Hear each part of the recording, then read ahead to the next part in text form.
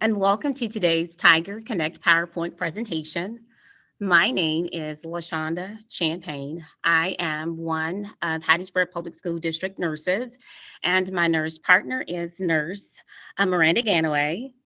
And in today's Tiger Connect presentation, we will be providing parents with information on how to assist your child with ensuring that they are practicing good, healthy habits.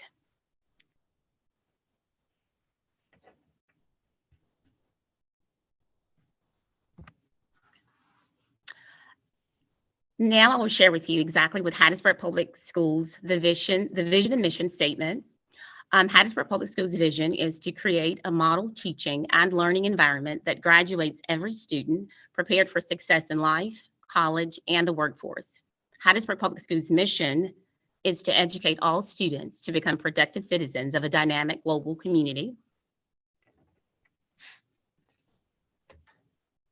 And next, I will share with you Hattiesburg Public Schools, the district goals. Goal number 1 is academic success.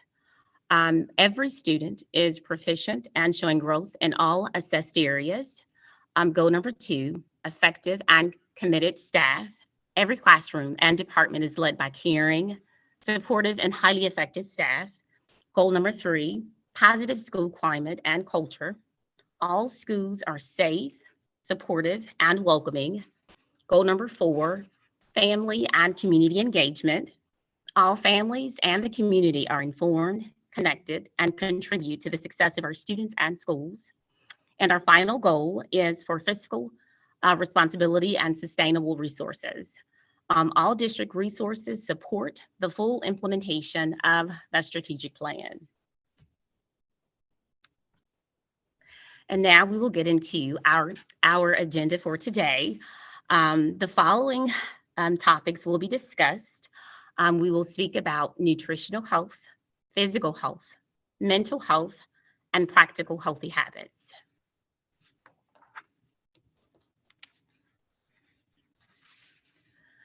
Okay, the first topic up for discussion is our nutritional health. Our overall health, it really truly does start with our nutrition. What we put in our bodies, it is so important. When we eat healthy, our body is able to obtain the essential vitamins, minerals, and nutrients that we need to ward off any type of deficiencies and to maintain excellent health. Parents, we want to make sure that our children and your children and our Tiger scholars, that they are eating a well-balanced, healthy diet. The benefits for ensuring that our children eat healthy, they are limitless. They're pretty awesome. And a lot of times, I always say that, children, they develop habits early on in life. And if we model great eating habits and introduce great eating habits to them early on while they're young, they will carry those eating habits with them later in their adult lives. And when they do that, it greatly reduces their risk of developing any type of chronic health conditions. On the slide here, you will see that there is a really nice illustration that the CDC created, and it shares valuable information about some of the benefits of healthy eating for our children.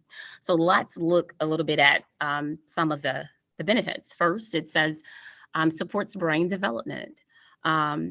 It helps our children to have better cognitive functioning, which means that it helps them to think better. It helps them to process information better. It helps them to focus and to concentrate.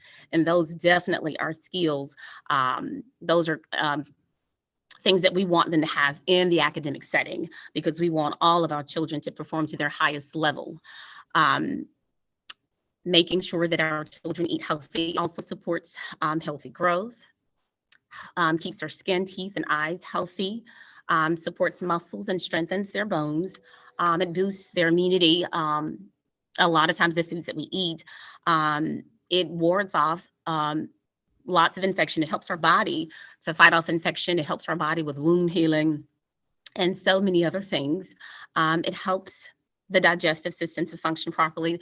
I care for a lot of children that have a lot of gastrointestinal issues, whether it be some type of constipation or IDS or just whatever the GI issue is. But ensuring that they eat a well, balanced, healthy diet really helps those bowels to function properly.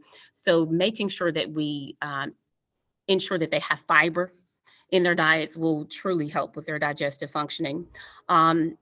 Eating a balanced diet also lowers their risk of chronic health conditions and increases their chance of living longer. So, making sure that they eat healthy while they're young, and I'm reiterating what I was just saying, that it will reduce their chances of developing any type of high blood pressure, any type of heart disease, diabetes, and the list goes on and on. So now let's talk a little bit about some basic healthy eating habits and what your child's plate should look like. A healthy diet is essential for good health and nutrition. And you want to make sure that you're feeding your child food from each of the 5 food groups. You want to make sure that they're eating lots of vegetables and fruits. As you see here on the slide, the picture has half of the plate is covered with lots of fruits and veggies. You want to make sure that your child is eating plenty of fruits and veggies. You want to make sure also that they're choosing whole grain foods, anything from, brown rice to whole wheat bread, oatmeals, and things of that nature. You want to make sure that their plate is at least 1/4 of that plate needs to be covered with some type of whole grain. You want to make sure that they're eating protein-rich foods. You want to make sure that 1/4 of the plate also is covered with some type of protein-rich food, lean meats, fish, turkey. You want to make sure you stay away from a lot of fried foods and things of that nature, making sure they're eating eggs and beans. All of that will be suffice for eating protein-rich foods. You want to make sure that you stay away from a lot of fatty processed foods. You want to reduce their sodium intake. You don't want a lot of things that's really high in salt. You want to make sure that you're limiting or reducing their sugar intake. Anything that has, added sugars and salts and saturated fats, you want to avoid those things. You want to make sure also that you are limiting their sugary drinks, energy drinks, fruit drinks, and flavored coffee. As far as their dairy, you want to make sure that you're doing like either low fat or fat-free dairy, especially with like your milk, your yogurts, and your cheeses. And if it's possible, which I know it may not be possible for children or adults, making water as their drink of choice would be great. And as you see here on the slide, this comprises what your child's plate should look like. Veggies, fruit, whole grain, lean meats, and you have water and they have the low fat milk.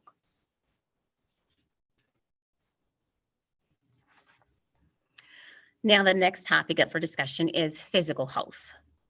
Now, physical health, it is vitally important for our health and to ensure that we maintain proper health and we stay healthy, especially doing incorporating physical activity on a routine basis. And physical activity, it just means just moving, getting our heart rates up, just and with physical activity, it doesn't have to be some type of dreaded event. It could just be anything that your child enjoys doing, and we'll talk about that. But some of the benefits of great physical, routine physical activity is that it improves brain health, helps your child to focus and concentrate, helps them to build strong bones and muscles, helps them to maintain a healthy weight and ward off things such as obesity, which will lead children or whoever into lots of chronic health conditions, reduces symptoms of anxiety and depression. We are caring for lots of children now that are currently experiencing lots of anxiety and depression due to a lot of the events that's taken place, and just encouraging them to engage in physical activity can greatly reduce that anxiety and depression. It improves sleep quality. We're finding that lots of our children do not get the recommended amount of sleep that they need. Engaging in that physical activity will help improve their rest, and reducing the risk of developing health conditions. Just as I was speaking about, like with the healthy eating, physical activity, it can decrease, heart disease, hypertension, cancers, type 2 diabetes, osteoporosis, obesity, and the list, it just goes on and on. It's limitless.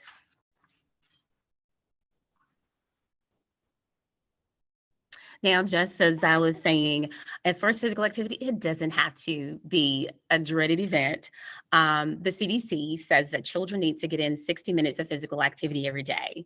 If you just allow your child to just do any type of activity that they enjoy, as long as it's just getting them moving, getting their heart rates to beating faster, where they're building muscle and strengthening those bones. And a lot of the kids, they love, the physical activity, as long as they choose something that they enjoy and that it's safe and appropriate for their age, it is absolutely fine. And some activities are listed here on the screen for you. That includes jogging, running, walking briskly, bicycling, dancing, swimming, playing sports. Any of those things are really awesome. And if you're looking for something at home with your children to do, Move to Learn is an awesome website that has so many fun activities that help children become physically active. A lot of the teachers I know, they do use Move to Learn in their classrooms, and the kids love it. And so let me also share this while we're speaking about physical activity. As far as adults, and I know I'm so guilty of this. It's very hard and difficult for us a lot of times with our work schedules and all the things that we do to fit in a routine physical activity in our day-to-day schedules. But research shows that at least even just 10 minutes of just vigorous walking, and it doesn't necessarily you have to be walking, just 10 minutes, it reaps lots of benefits.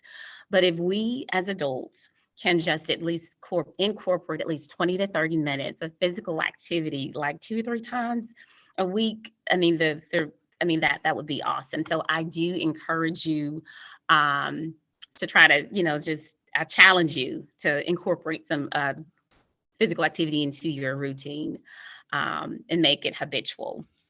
And if you want to find more resources about physical activity and healthy eating, please visit the CDC's website, and also utilize the Move to Learn website to engage your children in any type of physical activity at home or just whenever you'd like to use it. And now I will turn it over to Nurse Scanaway. Hey, I'm Nurse Scanaway. The last part of our presentation, we're going to talk about overall health, but we're going to tie in mental health. Mental health for many, many years, I would say even 20 years ago, mental health wasn't discussed. It was almost like a stigma. You didn't just go to your doctor and say, hey, I'm feeling depressed. It was just handled much different than it is today. So my goal today is to talk about mental health in a way that you understand that me personally, like it's a normal part of our everyday routine. Just like we make good, healthy choices, we need to make healthy choices for our mental health too. So we're going to go over a few things that I think are very beneficial. The CDC states that are very beneficial to our overall health, which is for our mental health. A lot of the things I am going to talk about, because I do believe it's adults out there that are partaking into this. And if you're a parent, I want you to understand, even for physical health or mental health, if you're mentally or physically unhealthy, it's going to trickle down to your children. So a lot of these topics that I'm speaking about, they can be used for children. But if us as parents or teachers or people that are taking care of these kids every day, if we're not taking care of ourselves and we're making poor choices that we haven't been properly educated about, it's going to trickle down to our kids. So I do want to make that clear. Some of the topics I'm going to talk about, you're the role model. If you're doing things that are unhealthy, your children will see it, even if you don't think that they're going to see it. They see everything that we do. So I'm going to talk about a couple of heavy things up front. The first thing I do want to put out there is avoiding misusing prescription opioids. That's those heavy pain medicines that sometimes we get for chronic pain or after surgery. It's very easy to become addicted to it. It doesn't take very long to become addicted to that sort of medication. So as a nurse, I just want to say, if your doctor prescribed it and you're taking it how your doctor prescribes it, it's perfectly fine. I don't want you to be scared to take your pain medicine. But a lot of times, people are not educated and don't understand that you can't just take certain medications, especially pain medicines, and drink an alcoholic drink after or with it. That can lead, first of all, it can lead to very, very poor outcomes, not just poor mental health. It can hurt you tremendously and land you in the hospital very easily. But those things are proven to degrade your mental health very, very quickly. So if you are drinking alcohol when you're taking medications that you shouldn't drink with, please talk to your doctor about it. Go to them, be honest, say, hey, is this okay? And let them tell you, because it's very easy to do those things because sometimes we get in a routine and we just do things without really thinking about it. The next point is stop smoking, stop using tobacco products. And we've known that for a long time, that smoking is bad for you. It's proven to increase your chances of lung cancer. But what a lot of people don't understand, that it also increases your risk for a lot of chronic conditions, including stroke, heart attack. But also it can lead to the destruction of your brain, which is where your mental health comes from. So quitting smoking is super important, but I do want to throw out there e-cigarettes or vaping. I have teenagers and preteens, and from what I've seen, the age group, they are not smoking actual cigarettes, they're vaping. And a lot of adults, 20s, 30s, and 40s, have picked up vaping as an alternative to quitting smoking. So it's good that you're not smoking, but we're learning more and more the e-cigarettes and vaping we don't know how unhealthy it is. Doctors understand that it's unhealthy, but there are not long-term studies of what those chemicals are doing inside of your body. So as a nurse, I do encourage you to just try to quit all that, or at least try to slowly reduce your intake. You can talk to your doctor about that. There are many ways to help you quit smoking. So talk to your doctor about that. Continue or start routine preventative measures, including vaccinations, cancer screenings, and other tests that are recommended by your doctor. If you're going to a doctor and they're not recommending these things, find a doctor who will. Find a doctor who will run your lab work if you've never had your cholesterol or your A1C, which is, your blood sugars over time. Many people are walking around with high blood sugars and they have no idea that they're type 2 diabetic. They have no idea what their blood pressure is on a consistent basis. You can't just get your blood pressure checked once a year. You need to know what it's doing over time. So if you don't have a physician, ask your friends, ask your family, like, who do you like to go to? Because it's really important to be comfortable going to your doctor. Women, go to your OB, to find somebody who's going to sit down with you and take time and make sure that you're doing your routine screenings. Those are really important. I can speak for myself. When I am doing those things and I'm going to the doctor and I'm making sure that I'm up to date on all those things that I just mentioned, mentally, I feel much better. It will give you a peace of mind, and it is a big step in the right direction for physical health and mental health. The next few things are sort of the things that we hear all the time. Get plenty of sleep, take care of yourself. But those things are the easiest and sometimes, but also the hardest things to do. Many of us work a lot, more than 40 hours a week, and I do understand it's very hard to take care of yourself. It's super hard. But just changing one or two things up front can really make those baby steps build into bigger things. Deep breathing is something that a lot of people think is just like for people who do yoga or that sort of stuff. But deep breathing, there's people on YouTube that can sort of guide you and explain to you what to do for deep breathing. But it is really good for mental health. this time of year, for whatever reason, even if you're going through hard times, or even if you're not, the holidays can sort of feel very overwhelming for many of us. We never feel like we do enough as parents, or we have work, but we're also trying to pay for Christmas and everything is so expensive. This is a good time of year to prepare yourself mentally and take care of yourself. We already went over eating healthy and well-balanced meals, but what a lot of people don't understand is that is connected to mental well-being. If you change your diet and start eating more fruits and vegetables, and I don't mean 1 or 2 days a week, I mean most days of the week, within a month or two, not only are you probably going to lose weight, but you're going to feel mentally, you're going to have more energy, but hopefully you are able to get a handle on your mental health better. It's proven that what you eat and put in your stomach is tied into brain health. Your body is one body from head to toe. And so I encourage you to think like that. It's okay to treat yourself.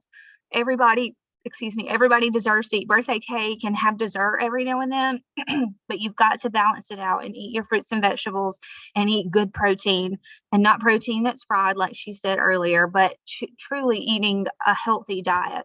It has been proven to increase your mental health. Being physically active, if you Google what is the best way to help not be depressed, walking and any sort of exercise like that, but walking, it really is one of the best ways to help with depression and anxiety. And most people these days have dealt with that at some point in the last few years. This has been a really, really trying few years for most of us. We've been through a lot, and I encourage you to just start making that choice to just walk every other day. You don't have to do it every day. Start with 10 minutes and just do that for a month and see how it feels. It's just those little choices that are going to benefit you a lot in the long run. Getting plenty of sleep, like I said, is really hard. We're busy. A lot of us have kids, or you're a teacher and you're working around the clock trying to grade papers and do all those really hard things to fit it all in one day. But if you're not getting enough sleep, your brain is not able to heal itself, and your brain does heal itself during your sleep cycles. So I encourage you that could be a good place to start. Just say, instead of staying up till midnight, I'm going to start going to bed at 11 or going to bed at 10, just choosing to do that, because you're not really that productive that late, but your brain is not able to take care of itself if you just keep staying up till midnight or 1 o'clock trying to do all the things. And choosing not to drink, or just drink in moderation. I think Nurse Champagne said, your health starts and it trickles down through your family. So not only is reducing your alcohol or cigarettes beneficial for you, you're teaching your kids to make better choices. And it's okay to talk about it, especially if you have a preteen or a teenager. Let them know, like, you know what, I'm just, I'm cutting back. It is okay to speak about those things to your family, because they're going to say, wow, they look up to you whether you believe it or not. So making those choices helps yourself mentally, but also it teaches your children that it's okay to make better choices, and it's good for them to make better choices. We used to call the suicide hotline, I can't remember what the number used to be, but these days, most of us have a smartphone. I'm pretty sure it works on a landline as well. But the number for the Suicide and Crisis Lifeline is 988. And it's not just for feeling suicidal, it's for crisis, because many people may not feel like that's where they're at, but they have no one to talk to. They have no one to cry to, or to say, hey, I'm having these really crazy thoughts. I just need to get it out there. So this is a number, 988. It's just like calling 911, but it's 988. And the website is 988lifeline.org. I actually didn't know the website was as detailed as it was. I looked at it recently, and they cover everything that you can think of, and they have all types of people who work the website and the chats and the phone lines for almost any demographic type of people, or any groups of people or ages of people. I was really impressed with how detailed that website is. So if you don't feel like, I don't want to make a phone call, just try out the chat. Just say, hey, I don't know what this is about, but I'm in a really bad place. I would say most of us have been in a really bad place at one time, and don't blow it off, because you need to be okay, and you need to be okay for your family and for your children and for the people that love you. And sometimes we don't want to go to those people, and there's nothing wrong with that, but this is a great alternative. So just keep that number in the back of your mind, because you can help somebody that needs that number in the future. And I think it's great that they changed it to such an easy number, because like I said, I couldn't even remember the 800 number. I know I've heard it many, many times. I think it's the 273-8225 number. Maybe that still works, because I do think it's changed to strictly the 988 number. I'm going to wrap up by just some quick little healthy tidbits, but it's also repetitive. But I want this to be ingrained in people, because health is not complicated. It's just we get stuck in ruts many times by the things that we eat. I know I've been there. Me and my husband, we've been there, but making those tiny little choices every day can really change your life in the long run. You can't fix things overnight. Just like you may wake up and be 40 and you're like, okay, I'm type 2 diabetic and I have high blood pressure. Well, it took years to get to that point. So don't be so hard on yourself. Just say, you know what? I'm just going to switch to water, or I'm not going to drink a real Coke. I'm just going to treat myself to a Diet Coke. Those are great, healthy choices that will build and make for a healthier lifestyle. Eat more fruits and vegetables. That is one of the most cliche things, but study after study after study proves that a colorful diet, meaning oranges, apples, bananas, your greens that your grandma used to cook, peas, green beans, those things are vital to your health. It is what reduces your risk for cardiovascular disease, stroke, and it reduces your chance to having depression and anxiety. It's just proven. It sounds so cliche, but also it's hard to cook like that for a lot of us. I know people that work till 9 o'clock at night, and like the last thing we want to do is come in and cook. Make a choice to cook your vegetables on Sunday afternoon. Make a choice. They'll warm up just fine on the stovetop. Staying hydrated. Wake up in the morning and drink water. That's a really easy fix. Instead of drinking, a Coke, or even reducing like your orange juice. That's a lot of sugar intake for first thing in the morning. So those are little things you can do. I'm going to repeat it again. Limit your alcohol intake. This time of year is a time of year where it's just everywhere you go, parties, family functions. Just make a choice to say, hey, I'm really going to think about this, and I'm going to think about what I'm doing. Quit smoking and don't vape. Walk more. I know we're about to go into a storm tomorrow and cold weather, but when it's not so bad outside, get out and walk. Do a little exercise in your living room. Like, any kind of movement stimulates your body in such a positive way. Develop your healthy sleep habits. If you can't figure out what's wrong, go online and say, hey, oops, I went backwards. What's wrong with my sleep? Am I getting enough sleep? It's something to look at. And it's not hard to fix. It shouldn't be hard to fix. And visit your doctor regularly. If you don't have a doctor, there are a lot of great clinics around town. Ask around, like, who do you like? Go to somebody that people recommend, and ask to do your lab work. Say, I don't know what my cholesterol is. I have no idea what my A1C is. Tell them that you need your screenings done. See what your vaccination status is. But all those things, I know it sounds really hard to make time to do that, but once you do it, you'll say, you know what, that wasn't that bad, and I did it, and now I know where I'm at and where I stand. And just set goals for yourself. Pick one of these things, like, I'm just going to drink water in the mornings. I'm not going to go to McDonald's in the morning. Pick one of those things and set that goal for yourself for the future. That is the end of our presentation. And as nurses, we are really thankful to get to talk to you about health. We just barely scratched the surface. There's a lot more information out there. We recommend cdc.com. That's where a lot of studies are presented in really easy terms for all of us who aren't scientists. We can sit and say, hey, what are the benefits of this? How can I fix my sleep? Because we're not educated about some of this stuff, in school or college or at work. And it's okay to say, I need some help and I need some guidance. And we hope that we were a little bit of that guidance today. So thank you so much for listening and participating with us today.